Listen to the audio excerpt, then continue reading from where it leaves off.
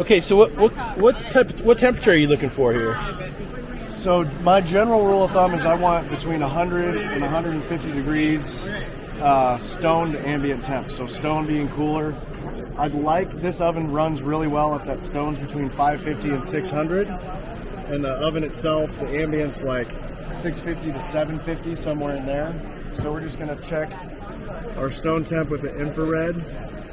And we're 575, we're in that range. Maybe in the way back, it's a little over. Yeah, 600.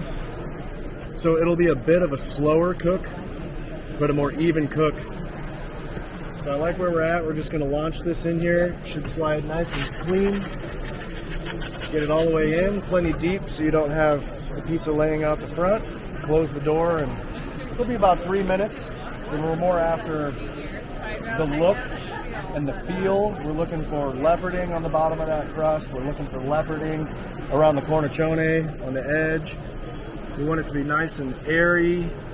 I'm looking for the right pliability. So is it really easy to fold? Is it a little more crisp and firm, which is where I want it to be?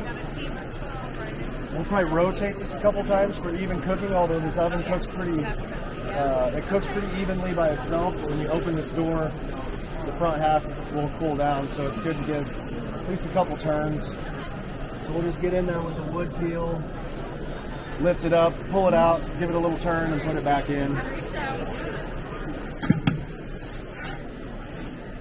See, we got some leoparding started there. We're just going to turn it 90 degrees, put it back in, and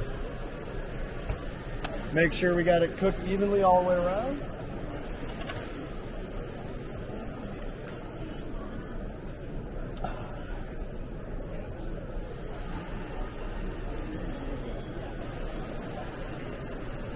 Could turn this up if we thought the bottom was getting to where we want it. I'm just watching. It's still pretty pliable. I want it to crisp up a little more than that.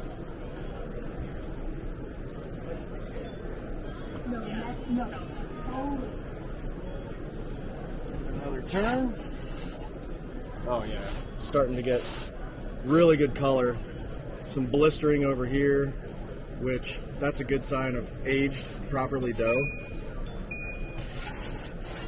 It's pretty hard to get those blisters if you're only letting it rise 2 hours.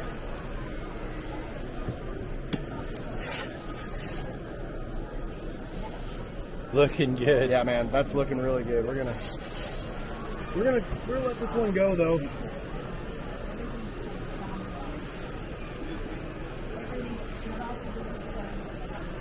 If you were at a point where the bottom was like done right now, you didn't want it to cook anymore, you could actually get that pizza up off the stone and put it on a screen so I can just slide that under the pizza. I think we're cooking well, but if I take a look at the bottom and the top's not quite where I want it, then I'll throw it on a screen. There's absolutely no problem with that. We're getting real close. We could call this done. I'm going for a little bit firmer base. I'm just going to give it another 20 seconds. Turning the top down. I'm just going to let that stone do its job. And as I'm looking in the oven, if I think the cheese looks plenty done, I'll just open the lid or open the door. Now it's letting the ambient out. That stone still has lots of residual heat, so it's finishing off the bottom of that pizza, the base just a little bit more. Yeah, I can just tell from the feel there, it's going to be a nice crispy bottom. Some pretty incredible looking leoparding. Blisters. See little blisters around, so it's going to be a good pizza. For sure.